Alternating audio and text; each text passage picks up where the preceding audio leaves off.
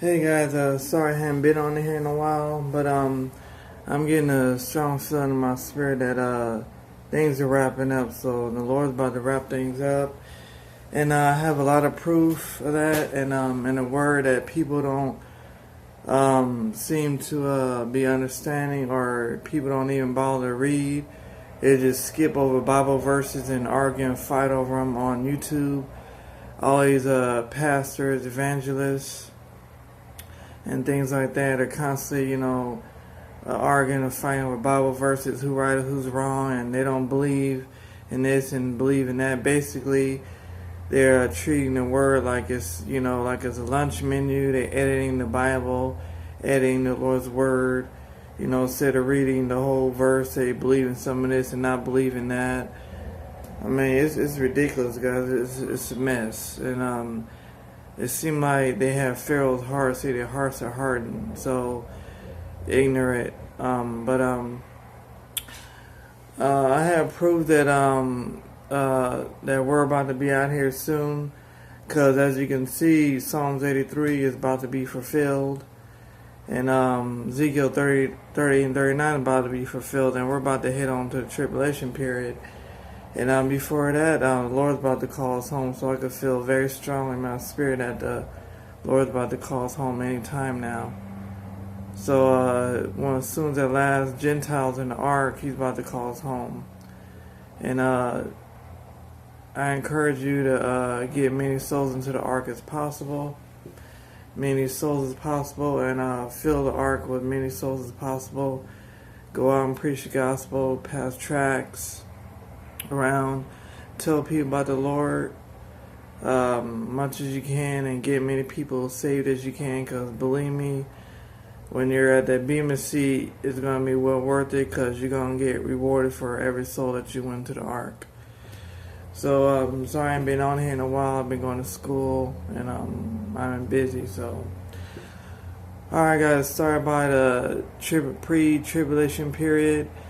There is a such thing as a pre-tribulation period, because Revelation 3:10 describes it.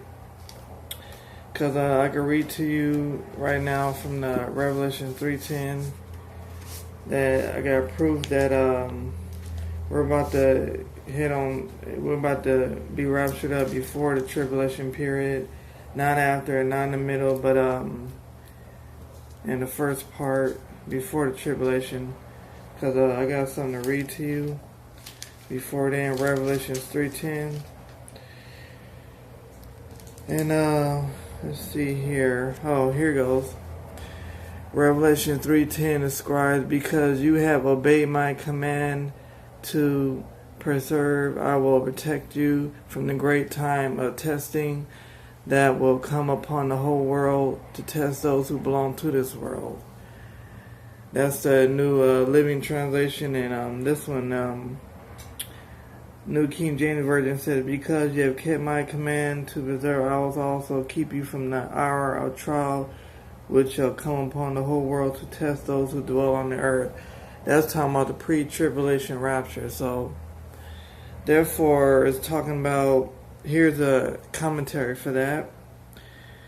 I will also keep you from the hour of trial, which means this is the most specific guarantee from our Lord Himself that Christian believers will not go straight right into the 7-year tribulation period He is about to unravel.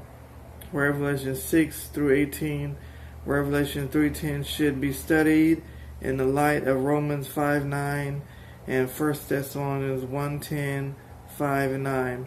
After giving the assurance that believers will be kept out of the hour of trial, it is no accident the very next chapter begins with a picture of the rapture, when John is seen taken up to heaven just before tribulation begins. That part right there, people don't even bother to read. It's, oh, there's no rapture, there's no this, there's no that. We're gonna get raptured in the middle of tribulation. No. That's all a false lie right there. That's all a lie right there. And people, hundreds and thousands upon millions of people getting deceived on YouTube by that, because they really believe mid-trib and post-trib. There is no second rapture, no third rapture, no fourth rapture, no fifth rapture. There's only one. That's before the tribulation, because Revelation 3:10 describes it, and John sees everything before the tribulation. That's what people don't understand. They don't get it, and that's what people don't bother to read. They just skip over everything, and they don't bother to read Revelation 3:10 describes the pre-tribulation rapture. And it's in Psalms 83, war is about to happen. And Ezekiel 38 and 39, because the hook is already in the jaw. Because Russia is already over there in Syria right now. That means the hook is into the jaw, and all the nations are already over there. War is about to start. And people is too ignorant to understand that.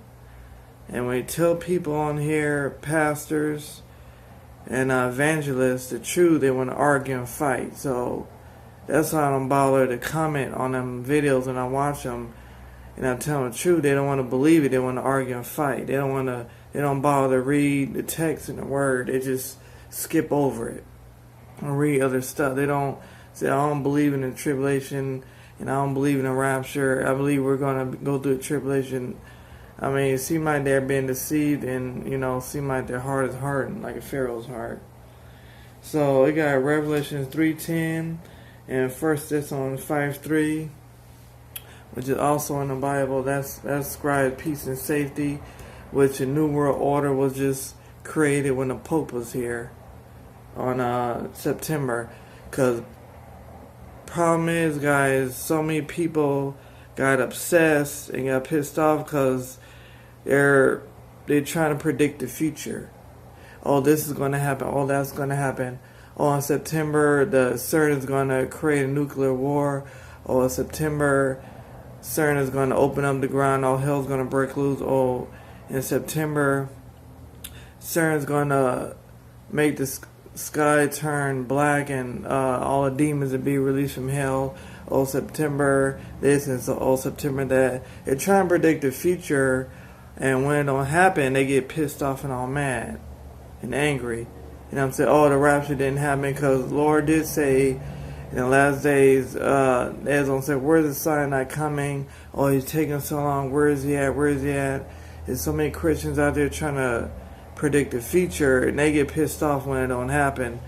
What it is, they don't understand. Here's the thing, they don't get that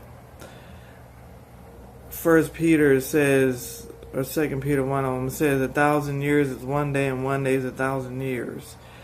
Meaning that the Lord doesn't work on your time schedule. People just don't get that. He doesn't work on your time schedule. He works on His, not yours. That's what people just don't understand. They just don't get it. And when you tell people the truth, they want to argue and fight. Say who's right or who's wrong, and they get pissed off when nothing don't happen. That's not the point, man.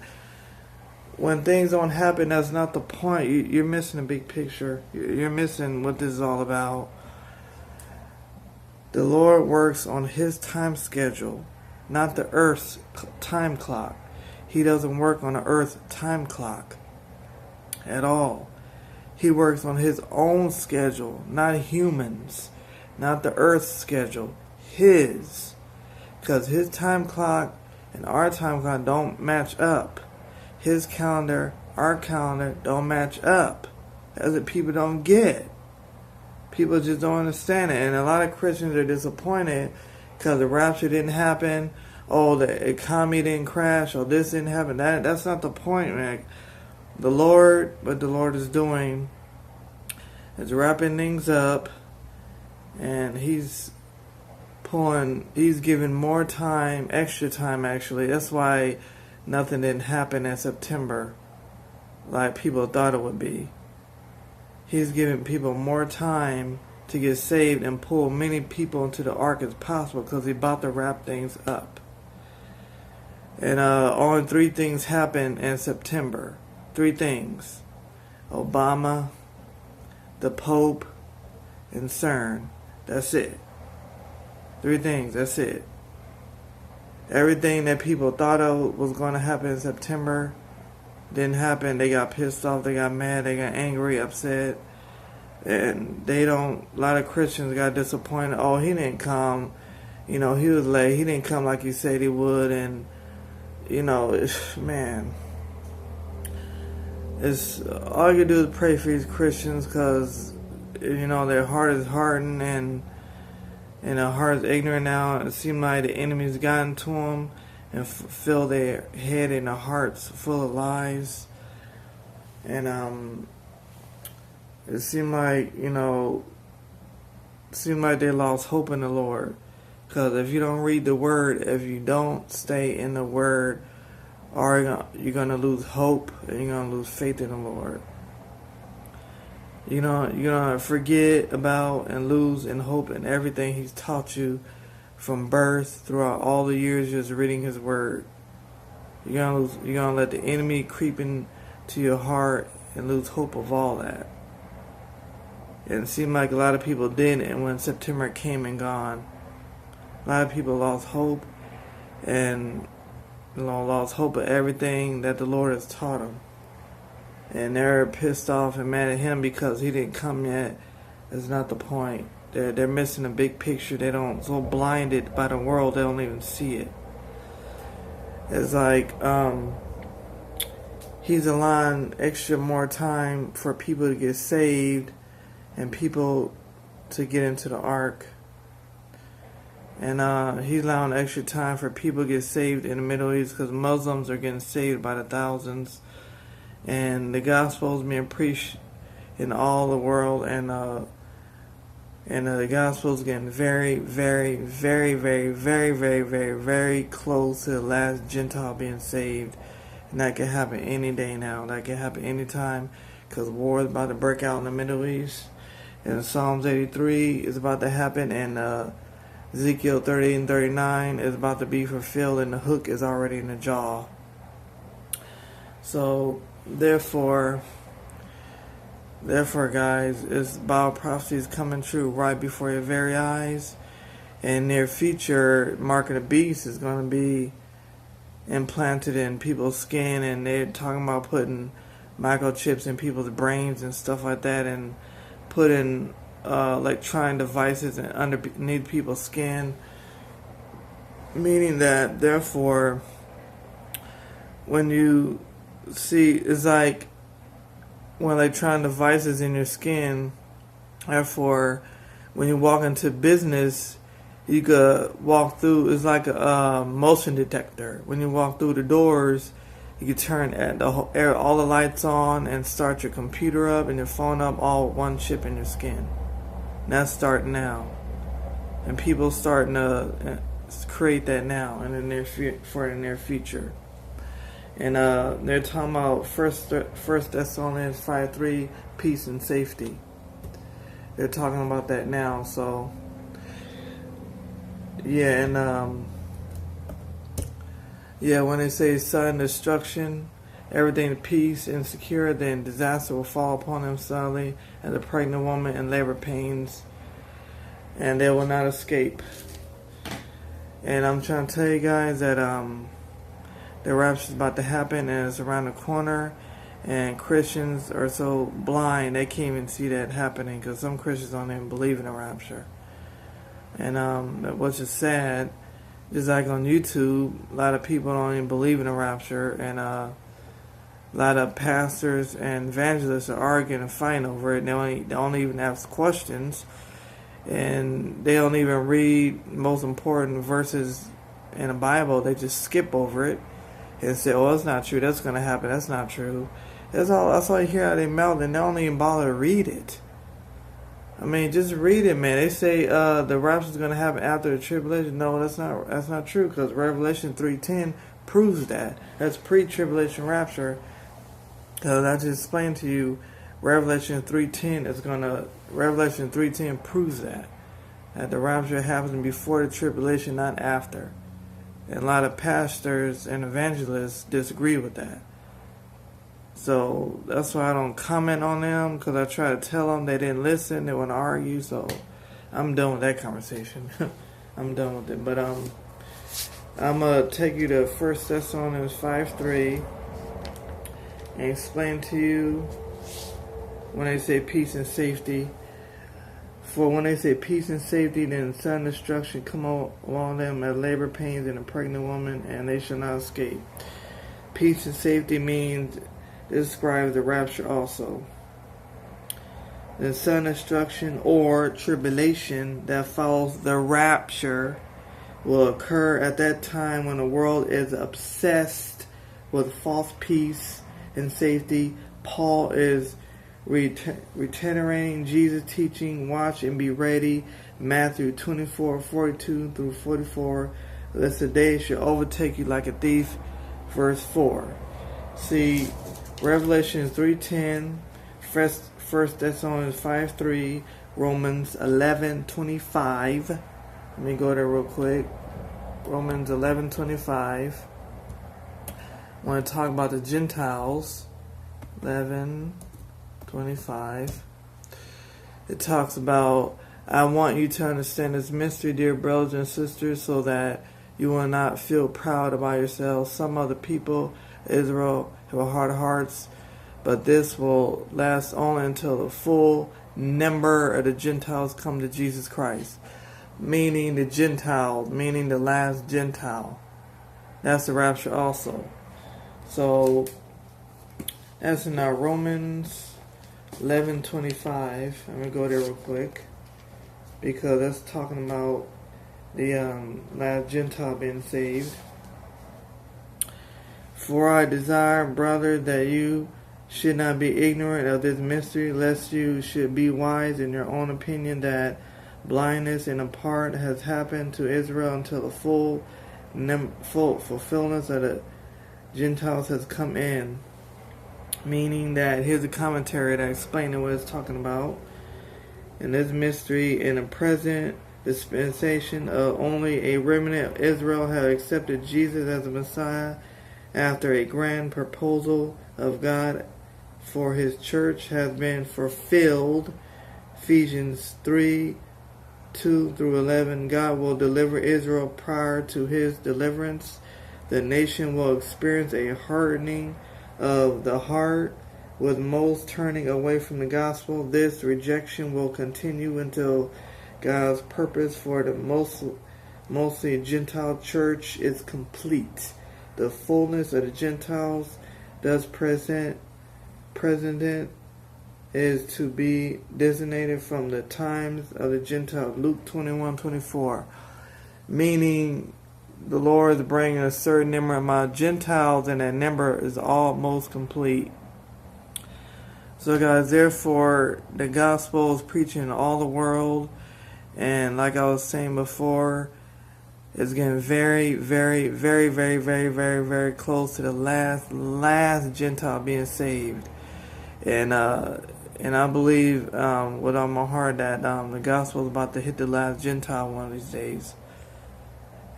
People, because ISIS is beheading people in the Middle East. Christians are getting beheaded. Satanic stuff is happening everywhere. I just seen a YouTube video of a girl in Peru. She, I don't know if you heard about this or not, but she had a cell phone, her and her friends, and there was practicing witchcraft, satanism, and a demonic spirit entered her body, and she started foaming at the mouth, and she started saying 666, 666, 666, and they rushed her to the hospital, and she was so strong that they barely could calm her down. After several hours, they finally calmed her down. Yeah, her and her friends was playing a Ouija board on her cell phones. There's a game they're playing. I don't know what it was, but it was full of demonic spirits, and them demonic spirits entered her body, and she started foaming at the mouth. And they took her to the hospital, and they had to take like 6-7 people to hold her down because she was that strong. She was that strong. How strong the demonic demons was in her body. It was that strong. So yeah, in the tribulation map, guys, it said demonic activity will expand. That's happening now. and then gayness and drugs will expand, and that's happening now. And the third temple being built, that's going to happen. But that's going to happen after rapture, not before. So a lot of people's, a lot of Christians are so, blind by the world, they don't even see what's happening. And a lot of evangelists and pastors on here are blind also, because they don't even read what's in a verse in the Bible. Instead of reading what the Lord tells them to read, they skip over and argue that is not true. Instead of, having the Lord lead them to the verses like Revelation 3:10 describes the pre-tribulation rapture, and 1 Thessalonians 5:3 describes the rapture, Romans 11:25 describes the rapture, and 1 Thessalonians 4:16-18 describes the rapture, and 1 Corinthians 15:51-58 also describes the rapture. So all 5 of these describes the rapture, all 5 of them. And one they need to read the most is Revelation 3:10, will describe the pre-tribulation rapture. Sorry, I meant to make this video short, but it's, I got a lot to say, so. But, 1 Thessalonians, 1 Thessalonians 4:16-18. Let's go there real quick. 1 Thessalonians 4:16-18. I'll leave you with that. And go there really fast for you guys.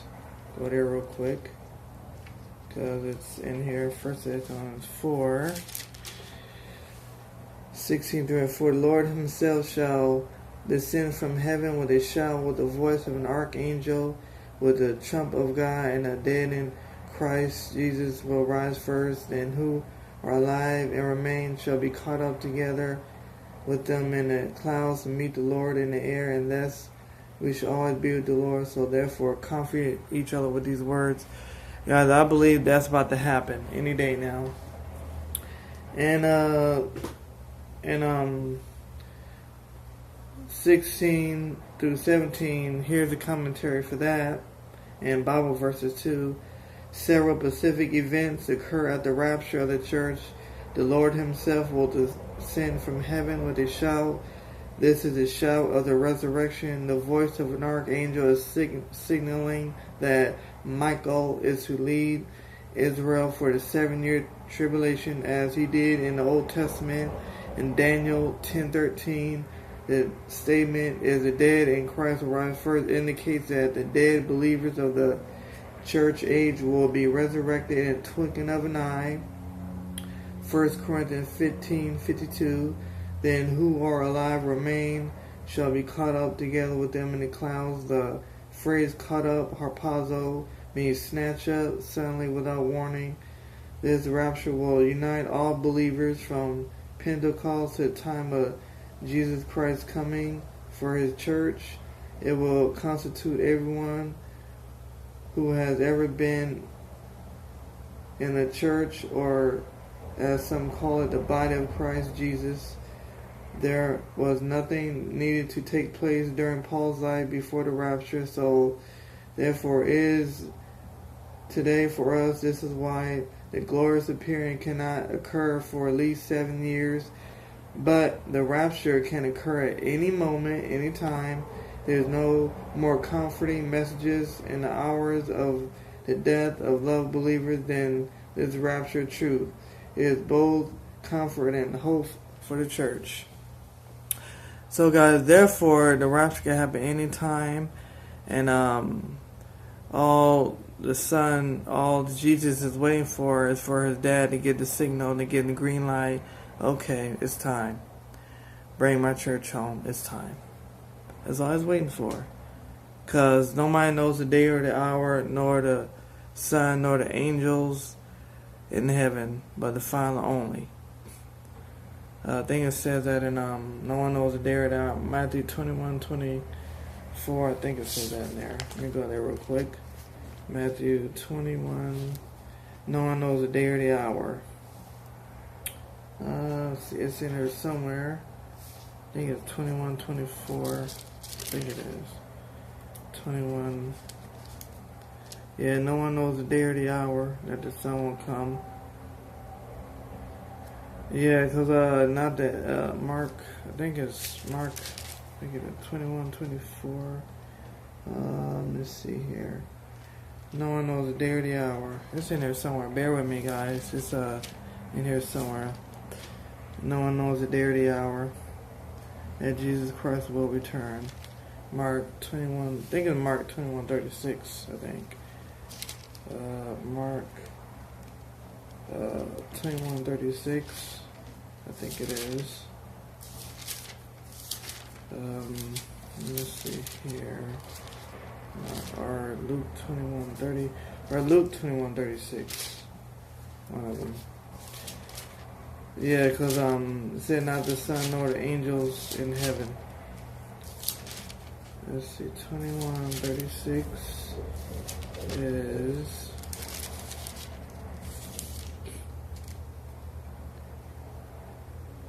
Okay, no one. Okay, no, it's not here. No one knows the day or the hour. Mark, it's somewhere in there. I forget. I can't remember. Recall by him, but it's somewhere in there. Either Matthew, Mark, or Luke. But yeah, it said no one knows the day or the hour that the Son of Man will come, nor the angel, nor the Son, nor the angels of heaven, but the Father only. Meaning, all Jesus is waiting for his Father to give him the green light when to come get his church, and that can happen anytime now. So my advice to you is to grab many souls into the ark as possible and save many souls as you possibly can. And later on, when you get to heaven and the Bema seat, Jesus will reward you greatly for it and give you,